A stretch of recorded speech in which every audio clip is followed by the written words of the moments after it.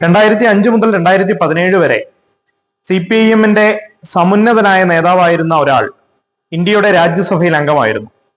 അദ്ദേഹത്തിന്റെ വിടവാങ്ങൽ പ്രസംഗം രാജ്യത്താകമാനം അന്ന് ശ്രദ്ധ നേടി. 2017 നടത്തിയ ആ വിടവാങ്ങൽ പ്രസംഗം തുടങ്ങുന്നത് മുഹമ്മദ് ഇക്ബാലിന്റെ സാരേ ജഹാം സെ അച്ഛ എന്ന കവിത ഉച്ചരിച്ചുകൊണ്ടാണ്. തുടർന്ന് അങ്ങോട്ട് അദ്ദേഹം തന്റെ വ്യക്തി ജീവിതത്തെയാണ് ഇന്ത്യയെ അടയാളപ്പെടുത്തുവാൻ വേണ്ടി ഉപയോഗപ്പെടുത്തുന്നത്. അദ്ദേഹം പറയുന്നു, 1952 മദ്രാസിലാണ് അദ്ദേഹം ജനിച്ചത്. അദ്ദേഹത്തിന്റെ മാതാപിതാക്കൾ തെലുങ്ക് ബ്രാഹ്മണരായിരുന്നു. പിന്നീട് അദ്ദേഹം അച്ഛന്റെ ജോലിയുടെ ആവശ്യാർത്ഥം 954 കാലഘട്ടത്തിലേക്ക് ഹൈദരാബാദിൽ കുടിയേറി. അന്ന് ഹൈദരാബാദ് നൈസാമിന്റെ ഭരണകാലമാണ്. പിന്നീട് അദ്ദേഹം വിവാഹം കഴിച്ച യുവതിയുടെ അച്ഛൻ മുസ്ലിം പണ്ഡിത വിഭാഗമായ സൂഫിയായിരുന്നു. അമ്മ മൈസൂർ രജപുത്ത് വിഭാഗമായിരുന്നു. ഈ ദമ്പതികൾക്കുണ്ടായ ഞങ്ങളുടെ മകനെ ഇന്ത്യയുടെ പേരിലല്ലാതെ എങ്ങനെയാണ് അടയാളപ്പെടുത്താനാവുക എന്ന് സീതാറാം യെച്ചൂരി ചോദിക്കുമ്പോൾ ആ ജീവിതം ഇന്ത്യ എന്ന ബഹുസ്വരതയെ അടിസ്ഥാനപ്പെടുത്തിയ രാജ്യത്തെ എത്രമാത്രം വിലമതിക്കുന്നു എന്ന് വ്യക്തമാക്കുന്നതായിരുന്നു. അദ്ദേഹം അങ്ങനെയായിരുന്നു. ജീവിതത്തിലുടനീളം ഇന്ത്യ ബഹുസ്വരതയുടെ നാടാണെന്നും ഇന്ത്യ ബഹുസ്വരതയിൽ മാത്രം അധിവസിക്കേണ്ട നാടാണെന്നും വിശ്വസിച്ചിരുന്ന ഒരു മനുഷ്യൻ. 952 നേരത്തെ സൂചിപ്പിച്ചതുപോലെ സീതാറാം യെച്ചൂരി മദ്രാസിൽ ജനിക്കുന്നത്. ഹയർ സെക്കൻഡറി വിദ്യാഭ്യാസത്തിന് ശേഷം രാജ്യത്ത് തന്നെ ഒന്നാമനായ അദ്ദേഹം തെലുങ്ക് പ്രക്ഷോഭം കത്തി അമരുന്ന സമയത്താണ് ഡൽഹിയിൽ സെന്റ് സ്റ്റീഫൻസിലേക്ക് പഠിക്കാനായി പോകുന്നത്. ഡൽഹി സെന്റ് സ്റ്റീഫൻസിൽ ബിരുദം നേടിയതിനു ശേഷം രാജ്യത്തെ ബൗദ്ധിക തലസ്ഥാനമായ JNU-വിൽ എത്തിപ്പെടുകയാണ്. JNU-വിൽ എത്തിപ്പെടുമ്പോൾ സീതാറാമിന്റെ മാതാപിതാക്കളുടെ ആഗ്രഹം അദ്ദേഹത്തെ ഡോക്ടറോ IAS-കാരനോ ഒക്കെ ആക്കി തീർക്കണമെന്നായിരുന്നു. എന്നാൽ മുത്തച്ഛന് ആഗ്രഹം അദ്ദേഹം ഒരു ജഡ്ജിയായി തീരണമെന്നായിരുന്നു. എന്നാൽ ഹയർ സെക്കൻഡറി പരീക്ഷയിൽ രാജ്യത്ത് ഒന്നാമതെത്തിയ ആ ചെറുപ്പക്കാരൻ ധനതത്വശാസ്ത്രത്തിൽ അധ്യാപകനാവാൻ ആദ്യം കൊതിക്കുകയാണ്.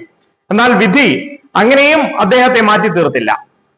അടിയന്തരാവസ്ഥയുടെ കാലഘട്ടത്തിൽ 1974 JNU-വിൽ എത്തിയ സഖാവ് സീതാറാം യെച്ചൂരി 75 ഇന്ത്യൻ രാഷ്ട്രീയാവസ്ഥ തിളച്ചുമറിയുന്ന കാലഘട്ടത്തിൽ SFI-യിലൂടെ രാഷ്ട്രീയ രംഗത്തേക്ക് എത്തുകയാണ്. അന്ന് അടിയന്തരാവസ്ഥയ്ക്ക് ശേഷം പിന്നീട് ഇന്ദിരാഗാന്ധി തിരഞ്ഞെടുപ്പിൽ തോറ്റ് പ്രധാനമന്ത്രി സ്ഥാനത്ത് നിന്ന് പുറത്തായിട്ടും JNU-വിന്റെ വൈസ് ചാൻസലർ പദവി ഒഴിയാൻ തയ്യാറായില്ല. ചാൻസലർ പദവി ഒഴിയാൻ തയ്യാറാവാതിരുന്ന ഇന്ദിരാഗാന്ധിയുടെ വസതിയിലേക്ക് 100 കണക്കിന് വിദ്യാർത്ഥികളെയും മാർച്ച് ചെയ്തുകൊണ്ട് ആ ജാഥ നയിച്ചുകൊണ്ട് സഖാവ് സീതാറാം മുന്നേ നടന്നു. സഖാവ് സീതാറാം മുന്നേ നടക്കുകയും 5 വിദ്യാർത്ഥികളെ കാണാമെന്ന് ശ്രീമതി ഇന്ദിരാഗാന്ധി നിലപാടെടുത്തപ്പോൾ അത് കഴിയില്ല എന്ന് നിലപാട് പറഞ്ഞ് ആ വസതിക്ക് മുന്നിൽ തന്നെ നിലയുറപ്പിക്കുകയും ചെയ്തു. പിന്നീട് വിദ്യാർത്ഥികളെ കാണാൻ വേണ്ടി നേരിട്ടിറങ്ങി വന്ന അന്നത്തെ സർവാധികാരിയായ ഇന്ദിരാഗാന്ധിയുടെ മുന്നിൽ എന്തുകൊണ്ട് ഇന്ദിരാഗാന്ധി ചാൻസലർ പദവി ഒഴിയണമെന്ന് കാര്യകാരണ സഹിതം വായിച്ചു കേൾപ്പിക്കാൻ അന്നത്തെ ആ യുവ പോരാളിക്ക് കഴിഞ്ഞു എന്നുള്ളതാണ് ചരിത്രം വിലയിരുത്തുന്നത്. പിന്നീട് ദിവസങ്ങൾക്കുള്ളിൽ JNU-വിന്റെ ചാൻസലർ സ്ഥാനം ഒഴിയാൻ ഇന്ദിരാഗാന്ധി നിർബന്ധിതയായി എന്നുള്ളതാണ് മറ്റൊരു ചരിത്രം. 1984 CPIM-ന്റെ കേന്ദ്ര കമ്മിറ്റിയിലേക്ക് ക്ഷണിതാവായി സഖാവ് സീതാറാം യെച്ചൂരി തിരഞ്ഞെടുക്കപ്പെട്ടിരുന്നു. അതിനോടകം തന്നെ JNU സർവകലാശാലയിലെ അധ്യക്ഷനായി 3 തവണയും SFI-യുടെ അഖിലേന്ത്യാ പ്രസിഡന്റായും സഖാവ് സീതാറാം യെച്ചൂരി മാറിയിരുന്നു. 85 പാർട്ടി കേന്ദ്ര കമ്മിറ്റിയിലെ സ്ഥിരാംഗമായി സഖാവ് സീതാറാം യെച്ചൂരി മാറി. 1992 പാർട്ടി പോളിറ്റ് ബ്യൂറോ അംഗമായി 40-ാം വയസ്സിൽ സഖാവ് സീതാറാം യെച്ചൂരി മാറുന്നത്. തന്റെ ജീവിതത്തിലുടനീളം ലോക കമ്മ്യൂണിസ്റ്റുകളുമായി നിരന്തരം ബന്ധം പുലർത്തുന്നതിനും ലോകത്ത് കമ്മ്യൂണിസ്റ്റ് സാഹചര്യങ്ങളെ വിശകലനം ചെയ്യുന്നതിനും ദാർശനികമായ പ്രശ്നങ്ങളെ സങ്കീർണമായ പ്രശ്നങ്ങളെ കമ്മ്യൂണിസ്റ്റ് സാഹചര്യത്തിനനുസരിച്ച് കമ്മ്യൂണിസ്റ്റ് നിലപാടുകൾ കൊണ്ട് വിശദീകരിക്കുന്നതിലും സഖാവ് യെച്ചൂരി ശ്രദ്ധാലുവായിരുന്നു. പീപ്പിൾ ഡെമോക്രസിയുടെ എഡിറ്ററായി 20 വർഷമാണ് സഖാവ് സീതാറാം യെച്ചൂരി ജോലി ചെയ്തത്. പിന്നീട് 2005 സഖാവ് സീതാറാം യെച്ചൂരി പാർലമെന്റിലേക്ക് എത്തി. ഇന്ത്യയുടെ ആണവ നയത്തെ സംബന്ധിച്ച് വലിയ തർക്കങ്ങൾ ഉരുത്തിരിഞ്ഞു വന്ന വേളയിൽ സഖാവ് സീതാറാം പാർലമെന്റിൽ നടത്തിയ പ്രസംഗം അന്ന് ഏറെ ശ്രദ്ധേയമായിരുന്നു. നമ്മൾ 30,000 വാട്ട് വൈദ്യുതി ഉൽപ്പാദിപ്പിക്കുന്നതിന് വേണ്ടി 3,30,000 കോടി രൂപയുടെ റിയാക്ടർ ആണവ റിയാക്ടർ ഇറക്കുമതി ചെയ്യാൻ തീരുമാനിച്ചിരിക്കുന്നു. ഈ വൈദ്യുതി കൽക്കരി കൊണ്ടും വെള്ളം കൊണ്ടും ഉൽപ്പാദിപ്പിക്കാൻ നമ്മൾക്ക് സാധിക്കുമെന്നിരിക്കെ 2,40,000 കോടി രൂപ നമുക്ക് ലാഭമാണ്. നവോദയ വിദ്യാലയങ്ങളും എയിംസും വഴി രാജ്യത്താകമാനം 2.5 ലക്ഷം നവോദയ വിദ്യാലയങ്ങളും എയിംസും ഉൾപ്പെടെയുള്ള സാഹചര്യങ്ങൾ തുടങ്ങുന്നത് വഴി രാജ്യത്താകമാനം എത്രയോ വിദ്യാർത്ഥികൾക്ക് സ്കോളർഷിപ്പ് കൊടുക്കുവാനും പുതിയ തലമുറയെ വാർത്തെടുക്കുവാനും സാധിക്കും എന്നിരിക്കെ എന്തിനാണ് നമ്മൾ ആണവ പദ്ധതി എന്ന നിർബന്ധിത ബുദ്ധിക്ക് മുന്നിൽ ഇങ്ങനെ വാശി പിടിക്കുന്നത് എന്ന് സീതാറാം ചോദിച്ചപ്പോൾ ഒരു പൊള്ളയായ നയത്തെ എങ്ങനെയാണ് ജനങ്ങളുടെ മുന്നിൽ ഒരു ജനനേതാവ് തുറന്നു കാട്ടേണ്ടത് എന്നുള്ളതിന്റെ മകുടോദാഹരണമായിരുന്നു ആ പ്രസംഗം. സഖാവ് സീതാറാം എല്ലാ കാലഘട്ടത്തിലും പൊള്ളയായ നയങ്ങളെ തുറന്നു കാണിക്കുന്നതിൽ വ്യക്തമായ നിലപാടെടുത്ത് ആ നയത്തിന്റെ കാതലില്ലായ്മയെ തുറന്നു കാണിക്കുന്നതിൽ വിജയിച്ച വ്യക്തിയാണ്. 1988 സോവിയറ്റ് യൂണിയൻ സന്ദർശിക്കുകയും ഗോർബച്ചേവിനോട് ഇന്ത്യൻ ഇടതുപക്ഷത്തിന്റെ നേരിട്ടുള്ള വിമർശനത്തെ അറിയിക്കുകയും ചെയ്തയാളായിരുന്നു സഖാവ് സീതാറാം യെച്ചൂരി. ആ സംഘത്തിൽ അംഗമായിരുന്നു. അപ്പോൾ ലോകത്താകമാനം ഉരുത്തിരിഞ്ഞു വരുന്ന പ്രശ്നങ്ങളെ കമ്മ്യൂണിസ്റ്റ് സൈദ്ധാന്തിക തലത്തിൽ അടയാളപ്പെടുത്തുന്നതിനും അതേസമയം ജനകീയ പ്രശ്നങ്ങളെ സൈദ്ധാന്തിക പ്രശ്നങ്ങളുമായി കൂട്ടിയിണക്കുന്നതിലും സഖാവ് സീതാറാം വിജയിച്ചിരുന്നു.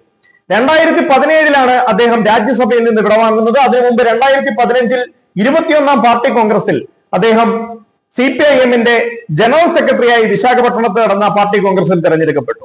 മരിക്കുന്ന ഇടം വരെ അദ്ദേഹം BJP ഉയർത്തുന്ന ഫാസിസ്റ്റ് ഭീഷണിയെ, ഫാസിസത്തിന്റെ വഴിയിലേക്കുള്ള പോക്കിൽ ഈ രാജ്യത്തെ രക്ഷിക്കുവാൻ വേണ്ടി എല്ലാ ഇടപെടലും നടത്തിയ വ്യക്തിത്വമായിരുന്നു സഖാവ് സീതാറാം യെച്ചൂരിയുടേത്. UPA ഗവൺമെന്റിന്റെ കാലത്ത് 2004 പൊതു മിനിമം പരിപാടിയിൽ നിശ്ചയിക്കുന്ന സമിതിയിൽ അംഗമായിരുന്ന സഖാവ് സീതാറാം യെച്ചൂരിയുടെ ഇടതുപക്ഷ നയങ്ങൾ അടിസ്ഥാന പ്രശ്നങ്ങളെ മുൻനിർത്തിയാകണം ഭരണാധികാരികൾ നയങ്ങൾ രൂപീകരിക്കേണ്ടത് എന്ന നിലയിലായിരുന്നു. ആ നിലയിൽ തന്നെയാണ് തൊഴിലുറപ്പ് പദ്ധതി, മഹാത്മാഗാന്ധി ഗ്രാമീണ തൊഴിലുറപ്പ് പദ്ധതി ഉൾപ്പെടെയുള്ള ജനകീയ പദ്ധതികൾക്ക് രൂപം കൊടുക്കുന്ന നിലയിലേക്ക് UPA വളരാൻ സഹായിച്ചത്.